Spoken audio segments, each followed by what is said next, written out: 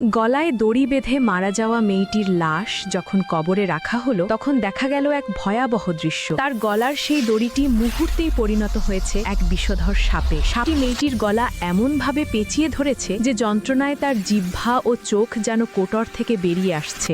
দেখে মনে হচ্ছে সে কবরের ভেতরেও এখনো সেই ফাঁসির যন্ত্রণায় ছটফট করছে। মেয়েটি ভেবেছিল মরে গেলেই বুঝি সব কষ্টের শেষ হবে, কিন্তু হায়, সে জানত না আত্মহত্যা কোনো সমাধান নয়, বরং এটি অনন্ত এক আযাবের শুরু মাত্র। হাদিসে স্পষ্টভাবে বলা আছে, যে যেভাবে আত্মহত্যা করবে জাহান্নামে তাকে অনন্তকাল ধরে ঠিক সেভাবেই শাস্তি দেওয়া হবে। অর্থাৎ সে বারবার গলায় ফাঁস দেবে আর বারবার যন্ত্রণায় চিৎকার করবে। দুনিয়ার ক্ষণিকের কষ্ট থেকে বাঁচতে গিয়ে তার কষ্ট আজ কোটি গুণ বেড়ে গেছে। মনে রাখবেন, জীবন মহান আল্লাহর এক অমূল্য দান। এটি নষ্ট করার কোনো অধিকার আপনার নেই। বিপদ যত বড়ই হোক, হতাশ না হয়ে আল্লাহর ওপর ভরসা রাখুন। আত্মহত্যা মহাপাপ। আল্লাহ আমাদের সবাইকে ঈমানের সাথে